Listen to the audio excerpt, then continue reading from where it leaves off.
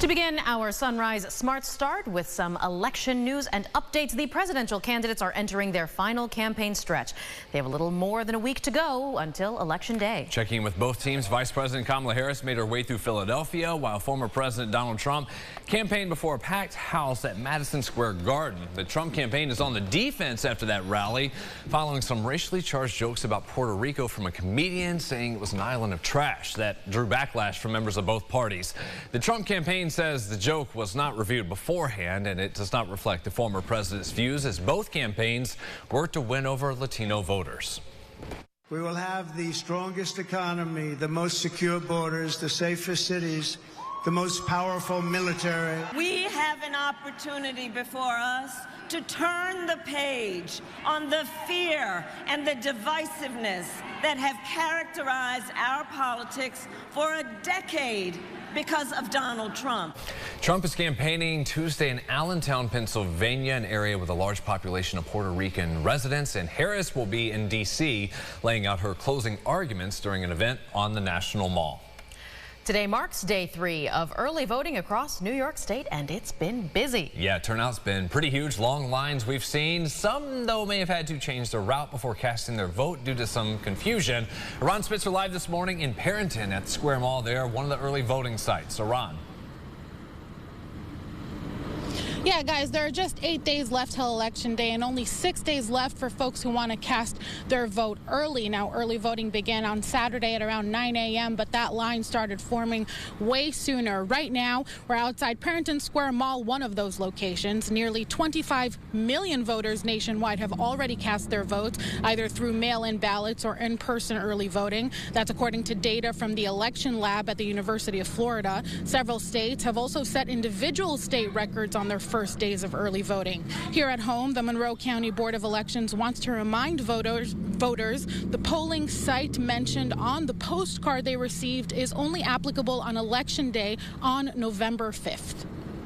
A lot of people hear, oh, I can vote early, so I must be able to go to the polling site I always go to. That's not the case for early voting. We have 17 identified sites in Monroe County for early voting, and those are all on monroecounty.gov under Board of Elections. The Susan B. Anthony House has been identified as one of the main early voting sites here in Rochester. If you're returning an early mail or absentee ballot, that must be postmarked by Election Day, and election officials remind New Yorkers both sides of your ballot must be filled out for it to be counted. We have more ways for New York voters to vote than ever before. Not only can they engage in the 9 days of in-person early voting that has begun, where they go to the polls before Election Day, but there's also ways to vote via absentee ballot if you have one of the reasons outlined in law, or for the first time starting at the beginning of this year, any voter in New York can request an early mail ballot and vote by mail before Election Day. To make sure you're going to the right place, we have a full list of polling locations on our website right now, rochesterfirst.com. Just remember that on Election Day, you do have to go to your designated polling site. For now, reporting, Ron Spitzer, News 8. And early voting, you can go to any of them. Thank you, Ron. And more developing news, police need your help looking for suspects after a stolen car crashed into another vehicle, then hit a building and a fence in Rochester. This happened right before 6 last night as officers responded to the crash at Hudson Avenue and Bernard Street. They tell us people in a Hyundai going west on Bernard ran through a stop sign and hit a Nissan going south on Hudson.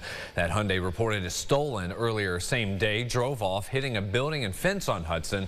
An unknown number of people got out and ran from that vehicle. RPD is still searching for leads on whoever might be responsible. No injuries reported. Happening today, a busy day in court. A motions hearing first up for one of those suspects charged in the quadruple murder investigation out of Irondequoit. Julio Sorano previously pled not guilty to murder and arson charges. He was arrested in connection to the August 31st killings of that married couple and their 2 young children on Knapp Avenue before their home was set ablaze. His brother, Luis Francisco Sorano, wanted in this case as well, though he's not yet been found. This is Julio's first appearance since receiving a new lawyer last week. be in court at 9:30 this morning. Also today, there's a status hearing for a jailed man accused of killing another 2 years ago in a hit and run. 43-year-old Rodney Leman faces charges of manslaughter and leaving the scene of a deadly accident. In 2022, February that year, police say Richard Massey Jr. pulled over at the scene of an accident at North Winton and Blossom to help when he was hit by one of the cars involved in that initial crash. Police say Massey, who died at the scene, was not in the initial accident, but he did know one of the drivers that was. The striking car took off from the scene, was found 2 days later and impounded. Leman is due in court at 9:30. The man arrested for a deadly shooting late last year in Rochester is also set to appear in court. On December 2nd, the victim, 23-year-old Zahir Roberts, was found shot on Glenwood Avenue and died at the hospital. Police arrested 26-year-old Dante Waford during a traffic stop, and we are told the victim and suspect did know each other and an argument had broken out between them. Waford faces charges for murder and criminal possession of a weapon. He will be in court as well at 9:30 this morning for motions arguments. Let's go inside the Buffalo Huddle. The Bills not only picked up another one in the win column Sunday, they also put up 30-plus points for the 5th time this year. A huge talking point going into this road test in Seattle was getting off to a better start than they have, and that they did. On the opening drive, Josh Allen threw for 90 yards, and this passing score to the rookie wideout Keon Coleman, a one-handed catch that was. Time winding down in the half, Allen escapes some pressure here, finds his tight end, Dalton Kincaid, in the pouring rain, takes a couple of hits, makes it through to the end zone. The Bills offense put together another 90-plus yard drive right before the half, and on defense, Casey Toohill deflects that one. Austin Johnson gets his first interception of his career. Bills were great on both sides of the ball Sunday. They would pile it on in the fourth quarter. James Cook takes over on the ground. He had 2 touchdowns. Bills leave Seattle with the win, the final 31-10. Up next, they face the Dolphins and Tua at home Sunday at 1. A new after-school program for students is making its way to Rochester. Just recently, the state awarded $100 million in grants aimed at boosting both free and affordable after-school programs. $9 million of which is headed to 27 different locations across western New York.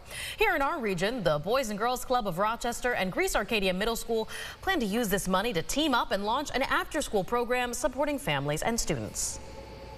Eventually, we're going to have a program that's going to run till 6 p.m. for our kids. So, and it's going to be for 6th grade. They're going to be able to choose up to 5 days a week to stay for support, for fun, games, SEL time, food, and just some good connection with some staff members. The new program will also continue throughout the summertime, which will help address the needs for those low-cost activities during that time.